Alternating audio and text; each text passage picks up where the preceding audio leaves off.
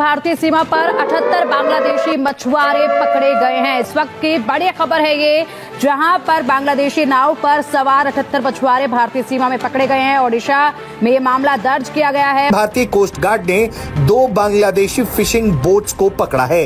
ये काफी बड़े बोट्स थे और इसमें तकरीबन 78 मछुआरे भी शामिल थे। कितना उछालोगे इस अर्ज़ वतन का नाम।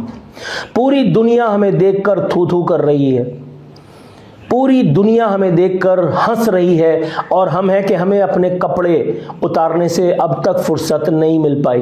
ये हमारे लिए लम्हा फिक्रिया है कि हमारी क्यों आवाम वहाँ जाती है। हम हर कोई किसी को भी चेक करें कि आप हिंदुस्तान जाना चाहोगे, वो कहेगा बस किसी को पता ना लगे मैंने तो पहुँचा दे।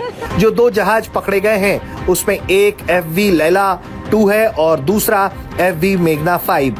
ये दोनों ही बांग्लादेश में रजिस्टर्ड हैं और लैला 2 में 41 और मेघना 5 में 37 मछुआरे मौजूद थे। बंगाली जो है बांग्लादेश के भूखे मरने के पे है, पाकिस्तान भीख मांगता है। देश तो तुमने तोड़ के बना लिया, हालत क्या कर दी 24 को। हमने इनको सोने की चिड़िया के एक अंग दिए, इन लोगों ने भिखारी बना दिया उसको। उन्होंने क्या हशर किया था, हमारी आर्मी का बाहर निकल नहीं सकती थी, सड़कों पे नहीं निकल सकती थी। और वहाँ लड़ने वाले जो जवान थे वो भी ऑफिसर जितने भी 71 में वहाँ भेजे गए थे उनसे इतने तंग थे कि 90,000 ने हथियार फेंके। ये हिस्ट्री में पहली दफा हुआ। अगर भारत को बेचने वाले 10 लोग तैयार हैं तो भारत के लिए मरने के लिए 200 लोग तैयार हैं और मरने वालों के लिए उनकी नंबर ज्यादा है, ये जो भारत को बर्बाद करना चाहते। जय हिंद दोस्तों, बांग्लादेश ने भारत से पंगा क्या लिया, इनके खाने के वांदे हो गए हैं। दरअसल 2 फिशिंग बोट्स को इंडियन ओशियन में इंडियन कोस्ट गार्ड ने पकड़ा है, जिसमें टोटल 78 मछुआरे हैं।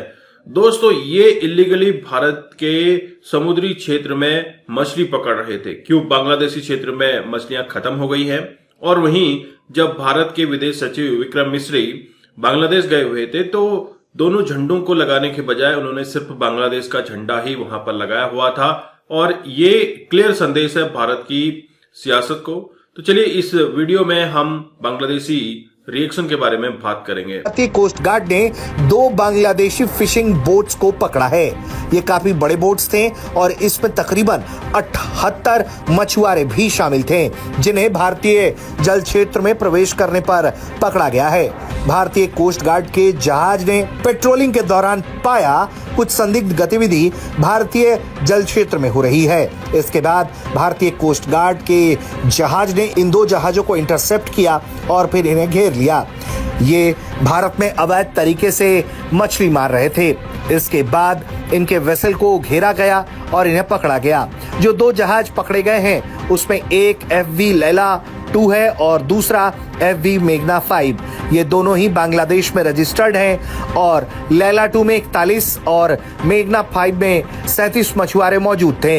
इन दोनों ही जहाज को अपनी गिरफ्त में लेकर जांच पड़ताल की गई और इसके बाद इन लोगों पर भारतीय क्षेत्र में घुसपैठ करने की धाराओं में मुकदमा दर्ज किया गया है। ये हमारे लिए लम्हा फिक्रिया है कि हमारी क्यों आवाम वहाँ जाती है, हमारे एक्टर वहाँ पे क्यों जाते हैं, हमारे खिलाड़ी उधर क्यों जाते हैं। हर कोई किसी को भी चेक करें कि आप हिंदुस्तान जाना चाहोगे, वो कहेगा बस किसी को पता ना लगे मैंने तो पहुँचा दे, किसी को पता ना लगे बस मैंने तो पहुँचा दे। हर कोई हिंदुस्तान जाना चाहता है, हर कोई हिंदुस्तान जाना। देखिए जितने भी एक्टर गए यहाँ से, जितने भी सेलिब्रिटी गई है तो वो छुप के गई है। वहाँ जाके पता चलता है जी फलाना उधर पहुँच वहाँ आया हुआ है, वहाँ पहुँचा हुआ है। तो अगर वो यहाँ से गा के जाएगा, बता के जाएगा जी मैं हिंदुस्तान जा रहा हूँ, तो सब उसको कहेंगे ये दुश्मन मुल्क में जा रहा है जी, इसका ये हो गया तो इसका वो हो गया। तो फिर इसलिए अगर वो गए हैं तो अभी पता नहीं कितने ही पाकिस्तानी वहाँ गए होंगे और कितने ही जाने की कोशिश कर रहे होंगे। हमारे बॉर्डर एरिया से कश्मीरी मैं इतना जानता हूँ कि बहुत से लोग हिंदुस्तान रोजाना जाते हैं, हिंदुस्तान से रोजाना वापस भी आते हैं। कोई हफ्ते बाद वापस आता है, वहाँ कारोबार करते हैं, बिजनेस करते हैं, बहुत से रास्ते इनके पास हैं। अब वो बेचारा हिंदुस्तान कितने बॉर्डर को कवर करे। आज 4 लोग पकड़े गए,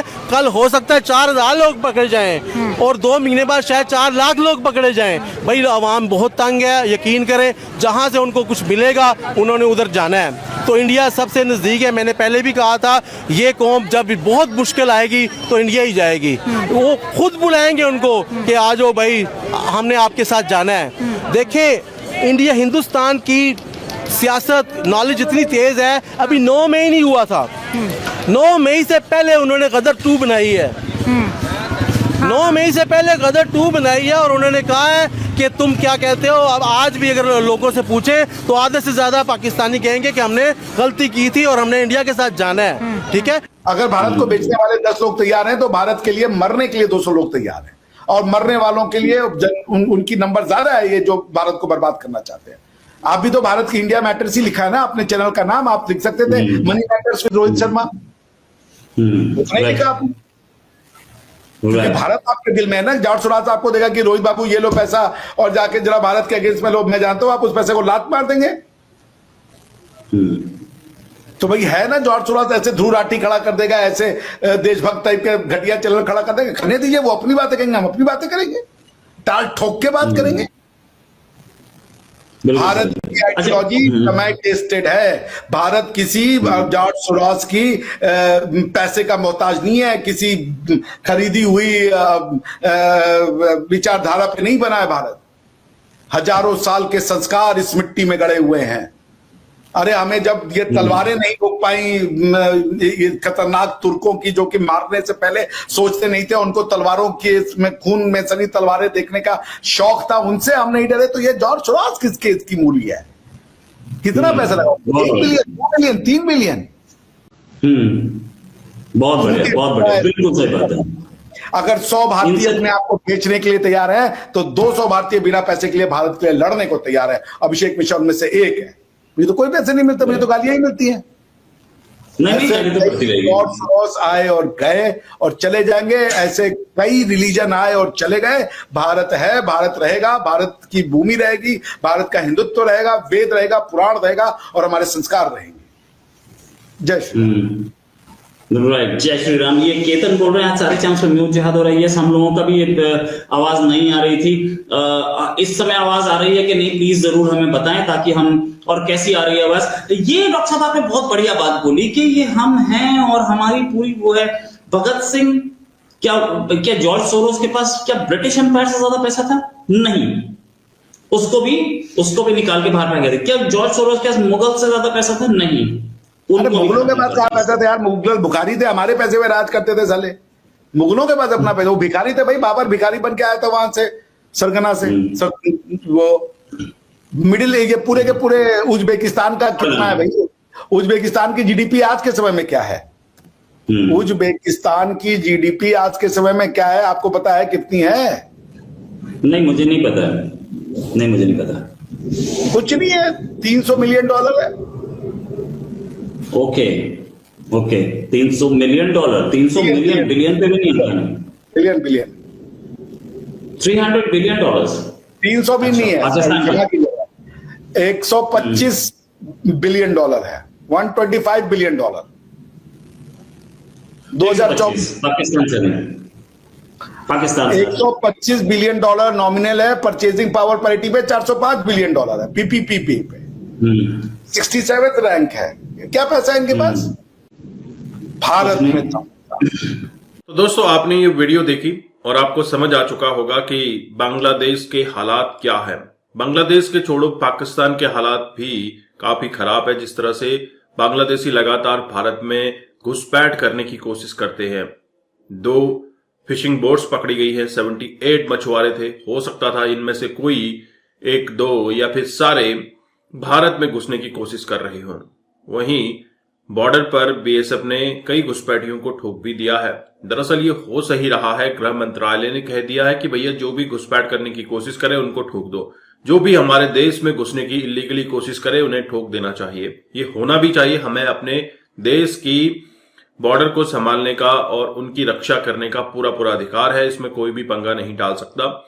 दूसरा, जब विक्रम मिश्री बोले तो विदेश सचिव बांग्लादेश गए हुए थे, तो जब कम्युनिकेशन होता है, 2 लीडर्स बैठते हैं तो दोनों देशों के झंडे लगाए जाते हैं। आपने देखा होगा, कहीं पर भी आप मोदी जी को देख लें या फिर बड़े बड़े लीडर कहीं पर भी चले जाएं तो दोनों देशों के झंडे आपस में एक दूसरी तरफ लगाए जाते हैं।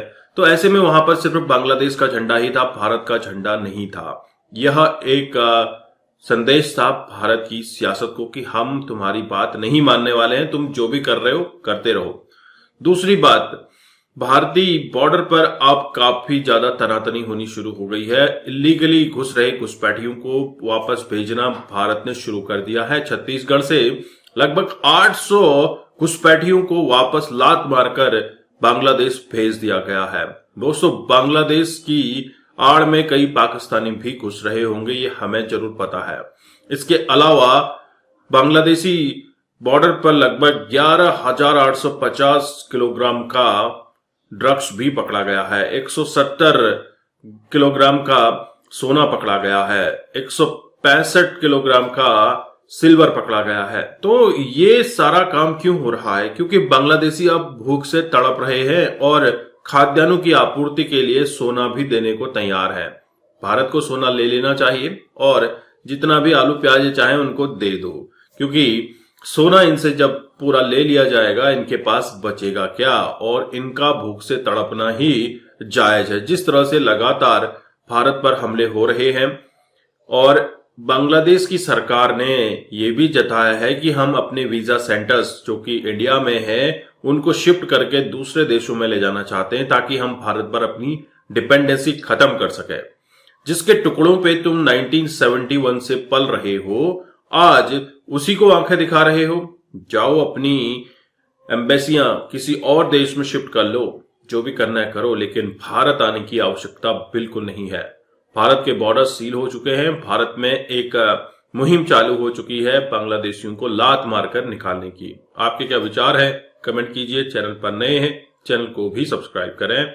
हम आपको मिलते हैं अगले वीडियो में, तब तक अपना ध्यान रखिए। जय हिंद, जय भारत, जय श्री राम।